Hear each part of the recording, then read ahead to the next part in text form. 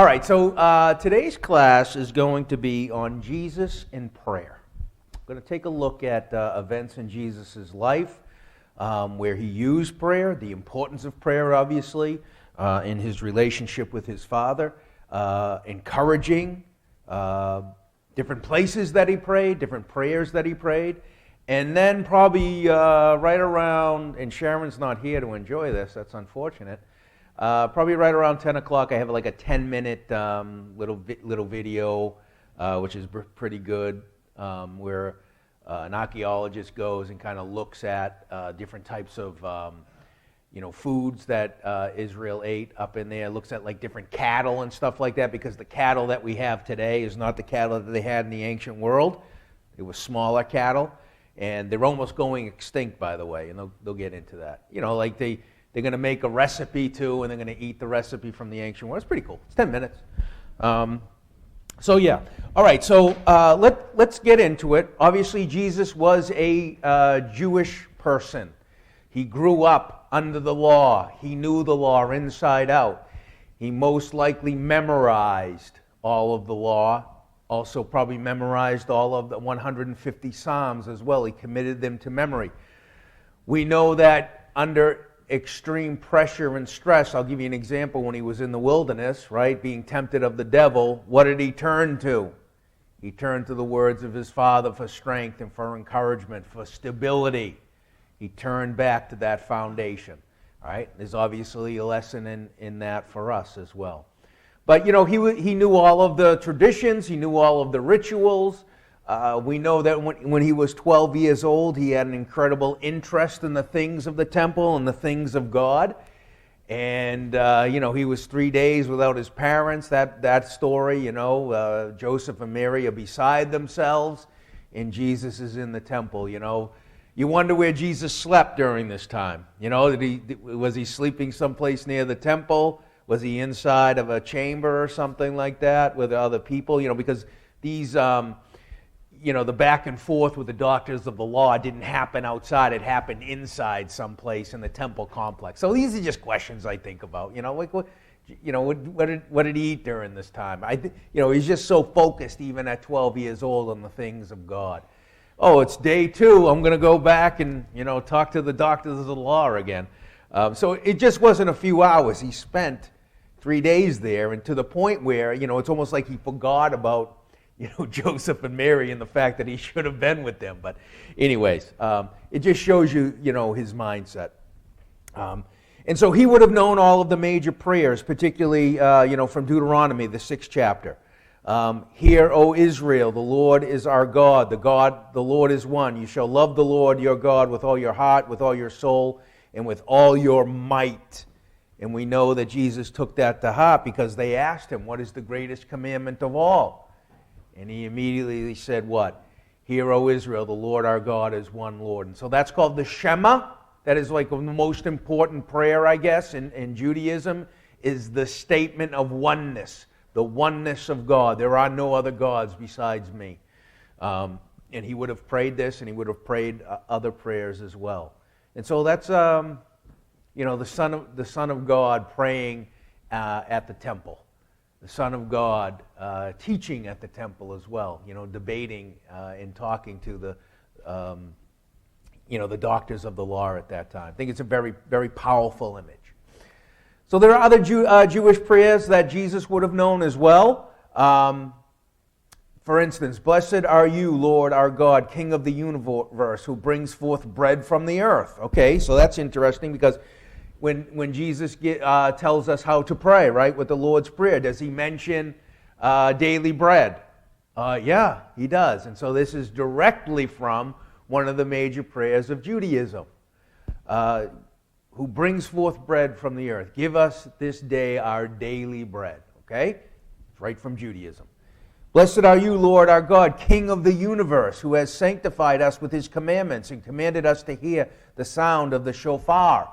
Okay, that's a calling together of the people. When you heard that, this was done with the feast, particularly with Passover. You would hear the shofar. It would gather the people together to Jerusalem, in this case, for the celebration of the feast of the Passover, when the angel of death passed over the homes of the Hebrews who had put the blood on the top and on the sides of their doorposts.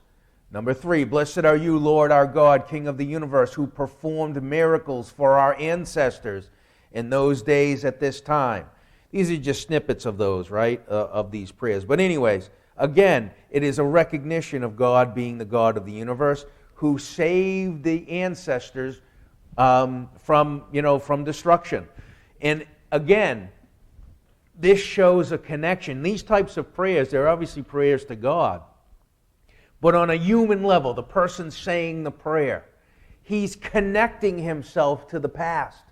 He's connecting himself to his ancestors. So there is a continuation of thousands and thousands of years from that time when God was helping the ancestors. Now we're in the present day, and he's still helping us. A continuation of God's love and strength in the Jewish mind. And so this is kind of what these prayers signify. And Jesus would have gotten all this. He would have seen the connections with the law of Moses and with his ministry, because it all comes out of that. These themes that we find in the Old Testament can be found in what Jesus talks about, the important things that Jesus talks about. And then, the 150 Psalms as prayers. They were prayed. The Psalms were songs, but they were also prayers. Think about the different Psalms in Scripture. Wide variety of different types of prayers. Prayers extolling the righteousness and greatness of God. Psalms dealing with sadness and despair. Songs of hope. We just read one, Song of Hope, when they came back into the land after their captivity in Babylon. Well, this was a song of thanksgiving to God for bringing them back into the land.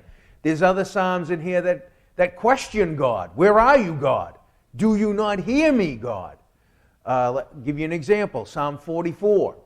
That is a psalm of, again, remembering what God had done for their ancestors and then asking God, don't you see the trouble that we are in now, your people? Will you not help us like you helped us in the past? Paul's going to take the Psalm 44 when he's in Romans, when he's talking about all day long we are sheep brought as sheep brought to the slaughter, that type of thing. I'll look it up real quick. So in the 44th Psalm, verse 22. Yea, for thy sake are we killed all the day long. We are counted as sheep for the slaughter. Awake, why do you sleep, Lord? Arise, cast us not off forever. And so that's a plea. That's a plea. It is a prayer pleading to God for salvation, for protection, to save them. And Paul's going to use this in Romans, the 8th chapter. When he's making the connection about the persecution that the early day Christians were going through as well. And so again, you can see the connection to the Psalms, you can see the connection to the law. Paul, obviously, just like Jesus, was brought up, he was a Pharisee of the Pharisees, he says. He was brought up at the feet of Gamaliel, the great teacher of Judaism. And so he knew this and he saw those connections as well. And then, of course, the prayers on the feast days. We talked about all the different feasts that the Jews would participate in. They had prayers associated with them. There were rituals, there were traditions that are associated with them as well. The Feast of Bulls, right? You go out, you build yourself a little structure, and you would live in there for, I think it was a week. So again, all this stuff Jesus would be intimately familiar with. He loved it. It brought him closer to his Father. He was single-mindedly focused on the things of God. There's a lesson there as well, right? What's our focus? What do we focus on in our lives? Are we distracted? Are we confused? Jesus was never confused. He was never distracted. He was focused on the things of his Father. Okay. There are 31 references to Jesus praying. It's a lot. We're not told every single time that Jesus prayed, but 31 references to Jesus praying. I would say that would be an important thing that we have to focus on. Jesus praying. He prayed in various locations. Mountainside. He prayed indoors, in the desert, in water, etc. He prayed in all these different places. Before significant events, the start of his ministry, his arrest, his crucifixion. So during times of great stress, what did Jesus do? He turned to his Father in prayer. He's the start of this great ministry. It must have. I always think about like what Jesus' mindset was. He's starting his ministry. He comes out of the waters of baptism. Spirit of God, Holy Spirit descends upon him, and immediately he's driven by the Spirit into the wilderness. Immediately he starts, and what's Christ's mindset? Well, it was one of love and commitment to his Father. But he knew, Christ knew that it was the beginning of his ministry, which ultimately would bring him to his suffering. It would ultimately bring him to the garden. Would ultimately bring him to the cross as well. And so you wonder what was going through his mind. But even on the cross he prayed, didn't he? My God, why have you forsaken me? Right? It was a pleading to God. And so, these human feelings that come up, Jesus understood them all. He experienced all of those things. All the things that we experience, Jesus experienced. And that's why he's our mediator. That's why we look to him for guidance. All right, so let's take a look at these. In Mark, the 13th chapter. All right, the 13th chapter, verse 5. Is that right? Verse 5.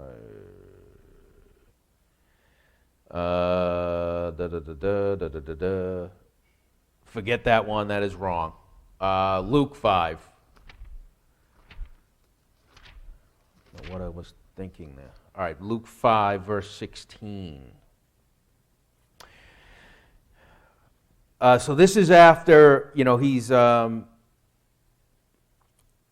verse 11, and when they had brought their ships to land, they forsook all and followed him. So the disciples are following him now. Verse 12, he heals a man full of leprosy.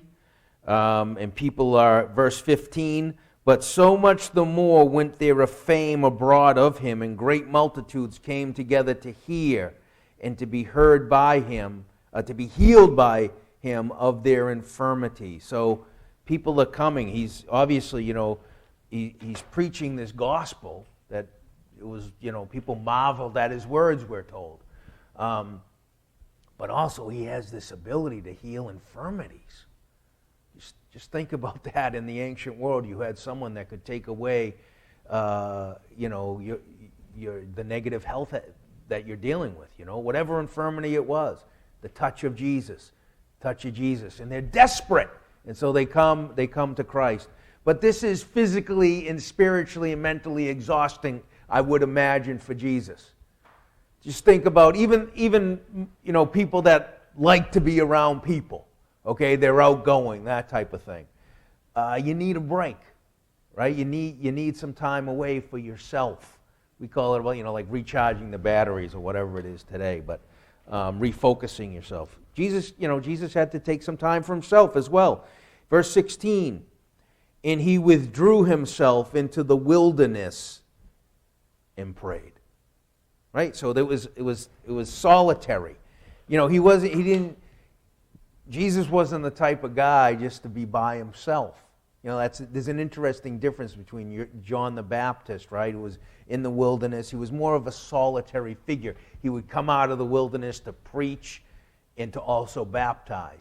Jesus was in the midst of the people constantly. He was the ultimate people person. But even Jesus needed to find some time to be with God, quietly, in solitude. And so it's an interesting question. Do we have time built in our lives for prayer and solitude to God? Do we? Do we have time built in for prayer? Quiet prayer, undistracted prayer. It can be a hard thing to do, for sure, finding that time. But there really is no excuse, brothers and sisters, not to pray. There isn't. We have time. And we can find time in our lives, our busy lives, to pray. But we have to be committed to it, just like Jesus was committed to it as well. Something that I've got like a 50-minute commute to work, right? I got back and forth, so that's about almost a couple hours. I'm in solitude in my car, and so it's a good time for prayers. It's a good time to listen to Psalms. It's a good time to read, listen to readings, that type of thing. And so but the other thing is too, I'm driving as well, so I'm in solitude, but there's people all around, and there's nonsense, and there's people driving too slow in my mind, and so I have to practice being in the right frame of mind for prayers, right? If we're not in the right frame of mind for our prayers, what effect are they going to have on us? If you just do it to get it out of the way. I think we all have a prayer routine or whatever, and it can take the shape of a lot of different things. But I do like driving in my car is a good time because I like the solitude, but I try to stay undistracted. Oh, okay, no problem. No problem. Everything's fine. 3, 2, 1, 1, 2, 3. So interesting. Chapter 6, next chapter in Luke. 12. And it came to pass in those days. So actually, we'll just kind of set the stage, because the scribes and Pharisees in verse 7 watched him, whether he would heal on the Sabbath day, that they might find an accusation against him. And this is when Jesus said, I will ask you one thing. Is it lawful on the Sabbath days to do good or to do evil, to save life or to destroy it? And so after he restored the man's hand to working properly, verse 11, and they were filled with madness and communed with one another that what they might do to Jesus. And it came to pass in those days that he went out into a mountain to pray and continued all night in prayer to God. Now that's interesting, because he just had, one of the more, he had a pretty hostile, a pretty aggressive interaction with the scribes and Pharisees here. There was a lot of contention. They're looking to see whether or not he's going to heal on the Sabbath day. They're out to get him. They're looking to destroy Jesus. Think about that, right? You ever been in a position maybe at work or whatever it is, and someone's trying to undermine you or something, whatever, office politics, school politics, right? That can be draining as well on you mentally. And so Jesus now just had like this confrontation with the scribes and Pharisees. They were leaders of the nation. Most human beings do not like conflict. Okay? Some people deal with conflict. That's just part of life. But there's very few people that go around looking for conflict. Oh, is that right, Rich? Yeah, we know people that are like that, right? They do like conflict, right? They're going to stir it up, cause as much chaos as possible. Jesus obviously wasn't like that. But the scribes and Pharisees were out to get Jesus. And this is stressful. The religious leaders want you dead. How does that weigh on you? And so because of that, what does Jesus do? Does he rant and rave against the scribes and Pharisees? No, he's gonna wait to do that later, right? Woe unto you, scribes and Pharisees, hypocrites. But at this time, he needed to strengthen himself spiritually. And what did he do? He went into the wilderness. He withdrew himself. That withdrawing, and all night in prayer. All night in prayer. You wonder what he was praying. All night in prayer. It's powerful, very powerful. And so that's why, when we can say to ourselves, I don't know, I don't have the time to pray. You absolutely have the time to pray. Absolutely. I'll be very direct. There's no excuse for not praying. No excuse. We all have time to take 5 minutes our day, 10 minutes, whatever our routine is, to pray to God. We should start our day with prayers. First thing we should do is pray to God. And if we get into that habit, it's a very positive thing. We talk about, in school, we're talking about to kids all the time. I always talk about, like, kids that are habitually late to school. I'm like, what's your routine in the morning? Oh, I don't know. I get up early, I'm ready to go. Their routine is craziness, number one. Number two, they're up late all the time on the phone or the video games. I'm not saying everybody, people that are habitually late, kids that are habitually late. So their ritual and routine in the morning is messed up. When do you get up? They can't even do the math in their heads, right? I go, look, you just got to get up 5 minutes earlier. 5 minutes earlier and your problems go away. They never do it. They never do it. So, the importance of ritual and routine to human beings is very important. So, we should be committed to having a ritual and routine of prayer in our lives. Our lives. I'm going to tell you this, brothers and sisters. There's no excuse for not praying in the morning, right? There's no excuse for not really praying throughout the day either.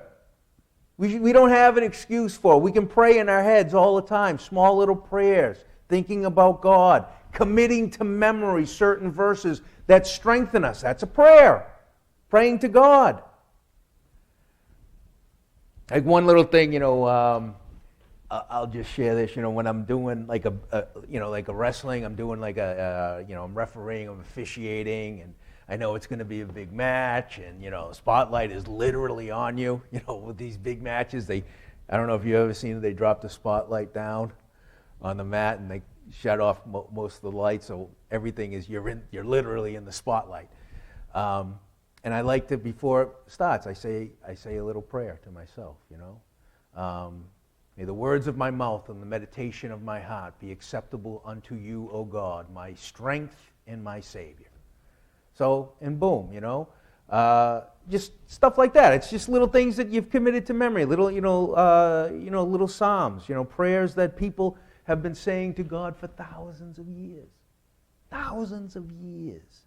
And I think that is so wonderful that we are saying prayers that faithful men and women have been saying for over thousands of years. 3,000 years anyways, maybe even more. So keep that in mind. In the ninth chapter of Luke, who's texting?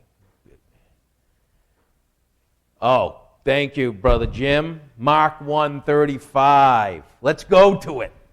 Brian Lloyd also told me Mark 1:30. That's it. I said 13:5. It's 1:35. How about that? All right. Yeah. Verse 32, and at even, this is in Mark 1, verse 32, and at even, when the sun did set, they brought unto him all that were diseased, and them that were possessed with devils. And all the city was gathered together at the door. And he healed many that were sick of diverse diseases, and cast out many devils, and suffered not the devils to speak, because they knew him. Whew, think about that. Think about the physical exertion and the mental exertion. All these people come at nighttime when the sun set. It's nighttime. They're bringing everybody to Jesus to be healed, right? People with all kinds of different troubles, and Jesus is healing them. And in the morning, rising up a great while before day, he went out and departed into a solitary place, and there prayed. This is another example, brothers and sisters, of Jesus emptying himself for the sake of his brothers. He emptied himself with the healing of the people, with the preaching of the gospel message of hope to the people. And so this is why he needed to go out. After all of these events, brothers and sisters, if you just look at the verses that we've looked at, after interacting with the people on a very intimate level, he has to go to a solitary place. And what does he do? He prays. He prays. It's a big responsibility. Just think about the pressure that Christ had. The pressure that he had on himself, the Savior of the world. Yeah, and this, we won't look these up, but before the transfiguration with Peter, James, and John. Actually, I'm going to look this one up because this is a good one. In 9, verse 28, I got it right here. And it came to pass about 8 days after these sayings, and he took Peter and John and James and went up into a mountain to pray. And as he prayed, the fashion of his countenance was altered, and his raiment was white and glistening. So that was the purpose of it. And we're going to see that Jesus is going to, show the disciples his glory. Elijah's going to be there, and Moses as well, signifying, obviously, the law and the prophets and the fulfillment of the law and the prophets in Christ. And then last one we'll look at in the next chapter in Luke, in verse 21. This is after he had sent out the 70, the 72 in this case, out to preach the gospel in verse 21. And in that hour Jesus rejoiced in spirit and said, I thank you, O Father, Lord of heaven and earth, that thou hast hid these things from the wise and prudent, and hast revealed them unto babes. Even so, Father, for so it seemed good in thy sight. All things are delivered to me of my Father, and no man knoweth who the Son is, but the Father, and who the Father is, but the Son, and he to whom the Son will reveal him. So this is his prayer of thanksgiving to his Father, for what? For bringing the gospel message of hope to mankind. First to the lost sheep of the house of Israel, but then afterward to all mankind, to the Gentiles, from the world to the whole world, from one end to the other. All right, so Jesus needed to pray. If Jesus needed to spend all night praying, we probably need to pray ourselves. We've talked about that. That's pretty straightforward. It was important to his relationship with his Father. We know Jesus prayed every day. He had an incredible connection with his Father. And so, that's the exhortation. What is our prayer life like? Is it strong? Is it consistent? Or is it not so consistent? It's here. Okay, I pray this day, I don't pray this day. That type of thing. Ritual and routine, consistency of purpose, consistency of prayer, consistency of behavior. That's the thing, and that's the thing I think we struggle with. I certainly struggle with it as well, being consistent in my behavior, right? There's times, hey, I'm on the straight and narrow. I'm doing the things I'm supposed to be doing, right? And then there's other times where I'm not doing so good. I'm not doing so hot. So again, the importance of ritual, the importance of the routine, and the importance of praying every single day. So we have to ask ourselves our question, what's our prayer life like? Is it like Jesus? Or do we need a little work to do? We have to do a better job. That's up for you to decide. I can't decide what your prayer life like is. I can counsel you. I can say, yeah, it sounds pretty good. You might want to do a little bit more. But that's just me. Let a man examine his own self. So prayer is so important, and Jesus tells us that it is. And he just doesn't tell us. He did it. He did it in his life.